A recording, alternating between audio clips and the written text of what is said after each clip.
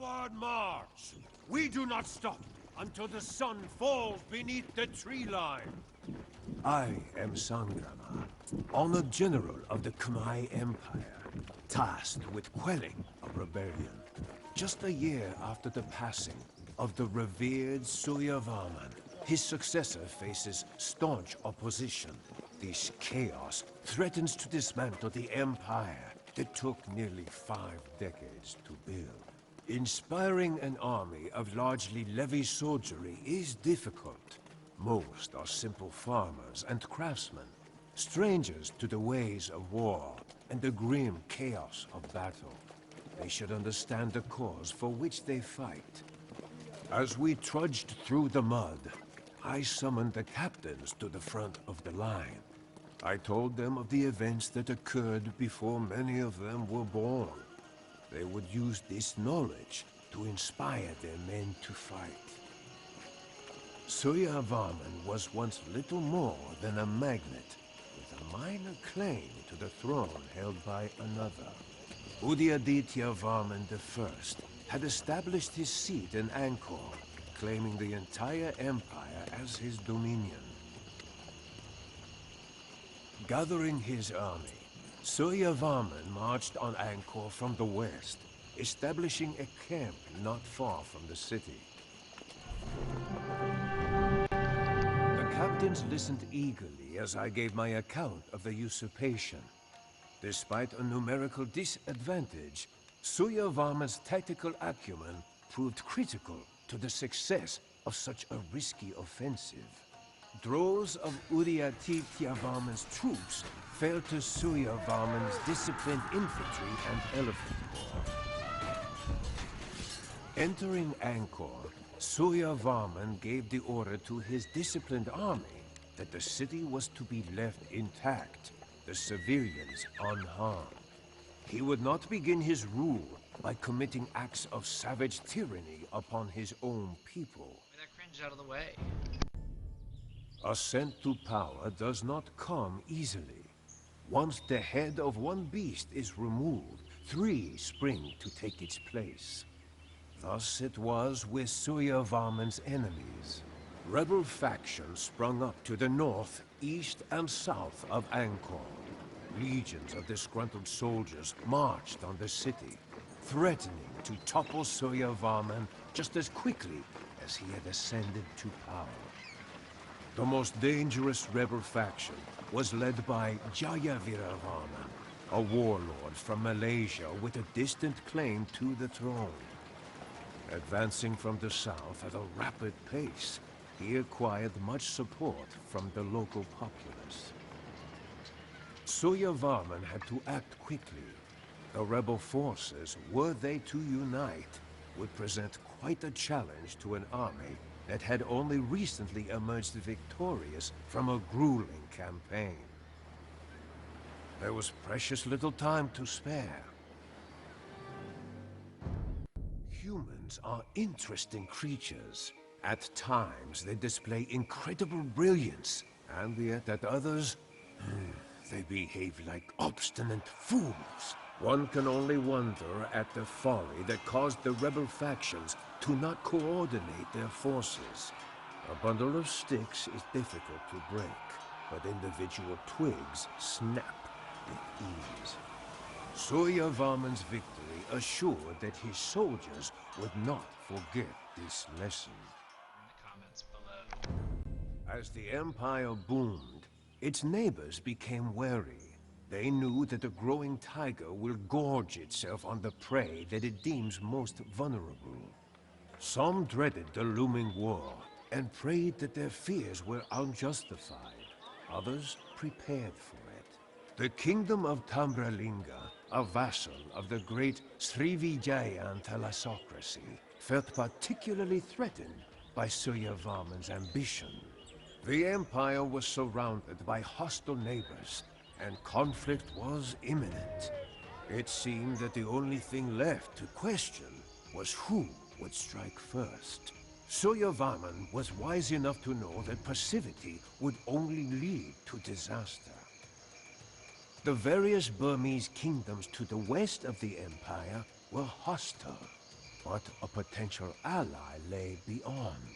The Cholas, a powerful dynasty based in the south of the Indian subcontinent, also desired to bring about the downfall of the Srivijaya.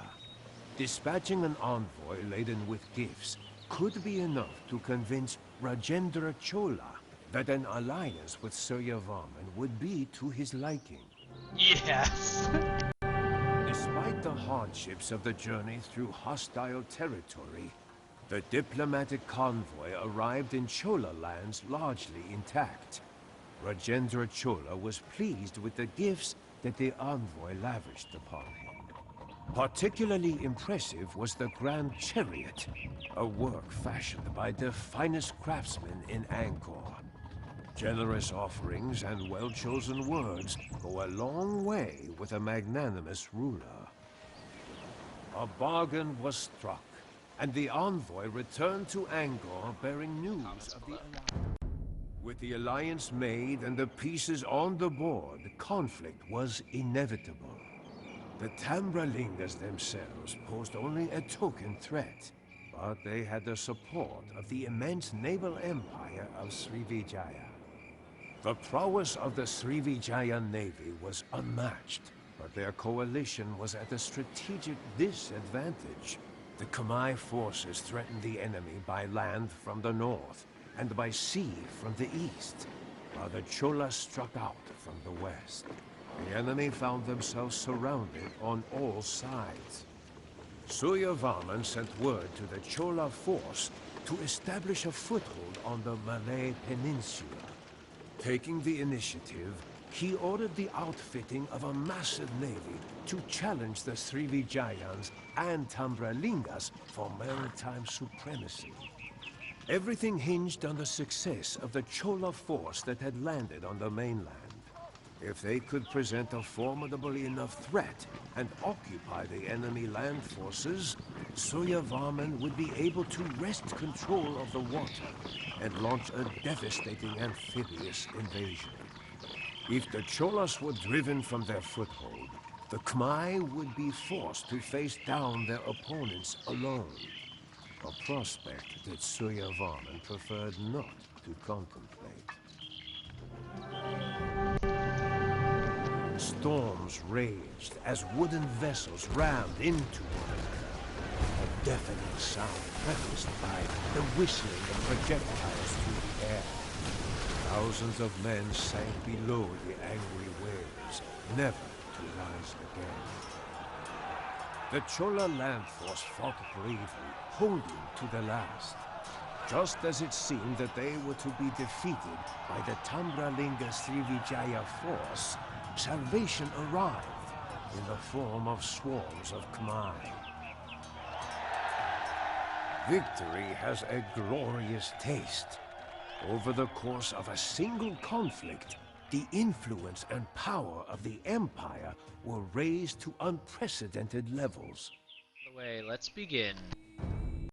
With the maritime rivals of the Empire crushed, Suryavarman set his sights on the mainland. As the war with the Tambralinga Srivijaya alliance had progressed, it had not escaped his attention that rivals closer to home had been plotting and wishing for his ruin. The rulers of the various Burmese and Cham kingdoms slunk around in the shadows like disgraced cowards. Instead of recognizing the superiority of their larger neighbor, they deviously plotted its downfall and encouraged rebellion within it. This behavior was unacceptable. Suryavarman's enemies may have been too intimidated to face the Khmer juggernaut head-on, but Suryavarman had no reservations about challenging his neighbors. It was high time that the Empire saw further expansion. The Mekong and Chao Phraya rivers snaked through rich, fertile lands held by decadent, unstable kingdoms ripe for conquest. Triumph would add yet another achievement to Suryavarman's legendary military record. Hegemony is a wonderful thing. The power and prestige of the Khmer Empire reached new levels under Suryavarman I, and all prospered. Despite being known as a great conqueror, Suryavarman was not simply a militaristic aggressor. His reign was marked by vast improvements in the general infrastructure of the empire, and an emphasis on religious toleration. He erected numerous palaces and temple complexes, and ruled benevolently. His legacy lives through these structures, the pride of our citizens, and the strength of the Khmer Empire. This legacy is a cause worth defending. It is this notion of greatness that you must invoke to electrify the minds of the common soldiery.